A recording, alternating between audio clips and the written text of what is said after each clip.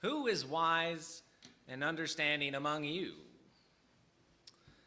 Let them show it by their good life, by deeds done in humility that comes from wisdom. How do you live a good life? If you just say you're going to try really hard, I promise you that you're going to fail. Guaranteed. Before I moved to Louisburg, I learned about the annual cider race that took place yesterday here in town in the cold and rainy weather, right? Now, I decided I would run the race and I would get that promised glass of cider after I crossed the finish line as my reward. Better yet, I thought, I won't just run the race by myself. I'm going to run it with Abigail. So we got together and we said, we're going to train together and we're going to get in shape and we're going to run the race. And we got excited and we're saying, we're going to sign up after we move. After we get to Louisburg, we're going to sign up for the race and we're going to do it. But, of course, after we moved, week after week went by, something always kept us busy. And we never trained, so we didn't sign up. Because we weren't prepared. And last night when I got home around 6:30, coming back from Kansas City for the regional assembly, I saw people on the sidewalk in front of the high school still jogging or walking by, still trying to finish the race with a little golf cart behind them. And I thought to myself, I'm sure glad that isn't me. If I had tried to run that race, I would have failed, and I would have been cold and wet. But for me, it's not something really new because jogging isn't a wild idea for me. I like jogging sometimes. I was jogging during the summer, and I jogged because I felt out of shape, and I wanted to feel better. Do I look like a runner? Should I run in this? And I discovered that jogging in your 30s, yet older, is not quite as easy as jogging in your 20s or jogging in your teens. I used to run a lot for soccer in college because I played on the team, and it wasn't like that anymore. It took me about 2 weeks of consistent jogging to get my muscles past the pain of just actually being used. Like, why do my legs hurt so much? I'm just jogging. And even worse, something happened, came up, I couldn't do it for a week. And so I thought, it won't be that bad. I'll be able to be where I was a week ago. Nope. Lost all my progress, had to start from zero all over again. And I'll tell you guys, entropy is a real thing. If I didn't think about it every day and kind of force myself to do it, I wasn't doing it. And so I quit. Now, if you're like Raymond or me, I don't like jogging for the sake of jogging. He says no. It turns out that, did you know it's a lot easier to not jog than to jog? But listening to music makes it a little easier for me. So luckily, I was given an iPod Touch. I know, I'm so in touch with the times, right? Years behind. So I planned to use it while I jogged. I got this strap, so it would stay on my arm, so I did this. And I got some headphones that would stay in my ears. They wouldn't fall out when I was jogging.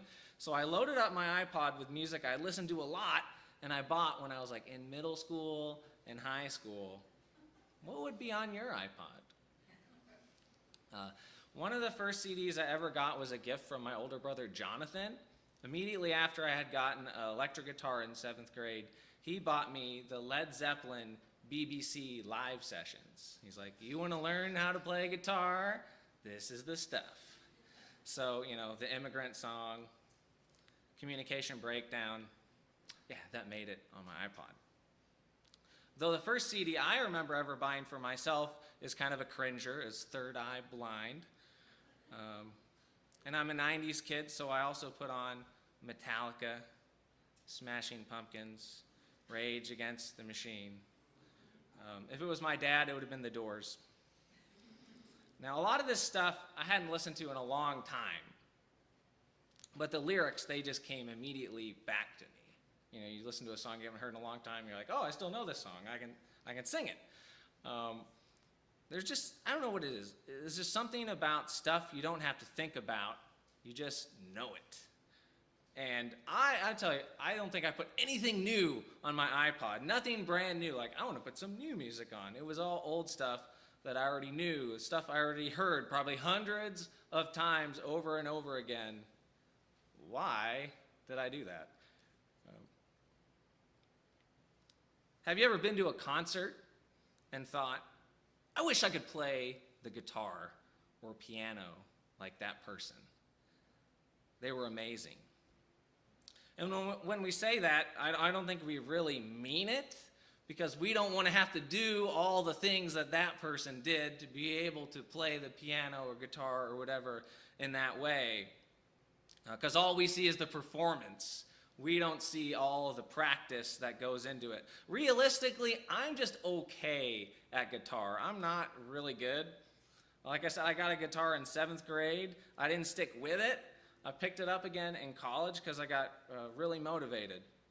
But now I don't want to put in the time for learning all the scales now and doing the music theory and, you know, the years that go into being able to play. You see them with their eyes closed. Like, how are you doing that? Because they don't have to think about it, right? It's all feel. It's like they can do it blind. I can't do that. You know, we only see the performance. We don't see the preparation. And when I was younger, I played a lot of golf. My dad and my little brother Josh, we would go to the local golf course, and they had a putting green. You know, you could just go up there. We'd arrive at night and just putt on the green that's full of all the different holes, and we just play who can get closer to the hole. You know, who can be the best putter? You know, the least amount of shots to get it in, least amount of strokes, because it's given me a stroke. There you go. We'd go to the driving range and hit buckets of balls. And I remember one summer I took a course to work on my swing. And in high school in the summer we did 9 holes for $8 if you walked to play. So that was a great deal. My friend Kevin and I did it all the time. So I developed at least a pretty good iron game, as long as I'm not closer than 100 yards to the green, because my chipping is not so good. So my goal was always to be 100 yards out from the green, and I'd be okay. Then I can putt. The real problem was I never really had a good swing with a driver. If anyone's like me, I always hooked the ball. And our neighbor, about my dad's age, Gary, would go golfing with us, and he had his own special golf balls that he brought with him because he owned a business. You know, so it was kind of an advertisement thing he could give and he could use. He knew they were his golf balls. You know, you hit a ball, you lose it or something, you know you're going to find your golf ball if it's got your name on it and your company.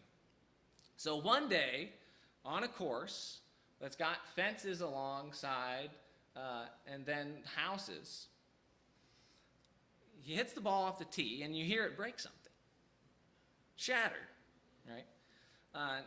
So Gary says, hurry, we have to go get the ball. And my dad's like, I don't want to go near that. And Gary says, well, that ball's got my name and phone number printed on it. So I switched to just hitting irons because I knew I could hit those straight. Straight and true.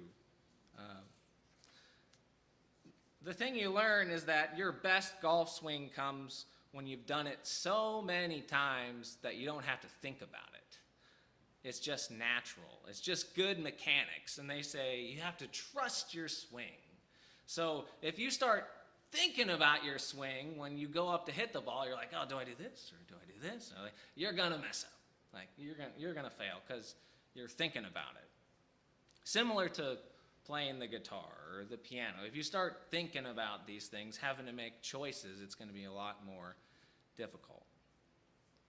So we know jogging Singing songs, playing any instrument, swinging a golf club, or really anything else worth doing takes a lot of practice. It doesn't just happen. You just don't roll out of bed one day and you're like, oh, I have the best golf swing in the world. But it takes focus, practice, being prepared to do well. So my question is, why don't we think that way about the spiritual life as well? Why do we expect the spiritual life to just happen? Like we think we can work at everything else, but not the spiritual life. James says, who is wise and understanding among you? Let them show it by their good life, by deeds done in the humility that comes from wisdom. And this good life, these deeds that come from wisdom that God has created for us, what is this wisdom? In our text, James writes, the wisdom that comes from heaven is first of all pure, then peace-loving, considerate, submissive, full of mercy and good fruit, impartial and sincere. Peacemakers who sow in peace reap a harvest of righteousness. So the wise person's actions don't just happen. They come from this deep well, that they draw on this wisdom that's within them, something they've developed. And it's going to be a lot more difficult for us if we have to always intentionally think and choose to be peaceful, considerate, submissive, full of mercy and good fruit, being impartial and sincere every single day for every single decision that we make, if it isn't our spontaneous response. And it turns out that wisdom is counter to just about all that is communicated to us every day. James writes, but if you harbor bitter envy and selfish ambition in your hearts, do not boast about it or deny the truth. Such wisdom does not come down from heaven, but is earthly, unspiritual, demonic. For where you have envy and selfish ambition, there you find disorder and every evil practice. And I just say, look around. Open your ears. What do you hear more of? So here is the good news. Here's the promise. Peacemakers who sow in peace reap a harvest of righteousness. Right? Pretty simple. You reap what you sow. If a farmer sows corn, he reaps corn, not soybeans. If you sow peace, you reap peace. If you sow selfishness and strife, you will reap conflict. Because a harvest is not accidental or by luck, right? No farmer sits around doing nothing all year, then goes out into the field and says, whoa, look at this bountiful harvest that just has happened to me. This is fantastic. No, if there's a harvest, it's in part because there's been a lot of hard work to cultivate it and make it happen. So if you see a church or a home where there's peace, it's because the members have worked hard to cultivate peace. If you see mercy, considerateness, people have worked hard to cultivate those things for their home, for their church. And so this is what James is calling us to dwell in God's wisdom that we have here and to practice it in our lives, to make it a part of us so that we reap a harvest of righteousness. Who is wise and understanding among you? Let them show it by their good life, by deeds done in humility that comes from wisdom. Amen.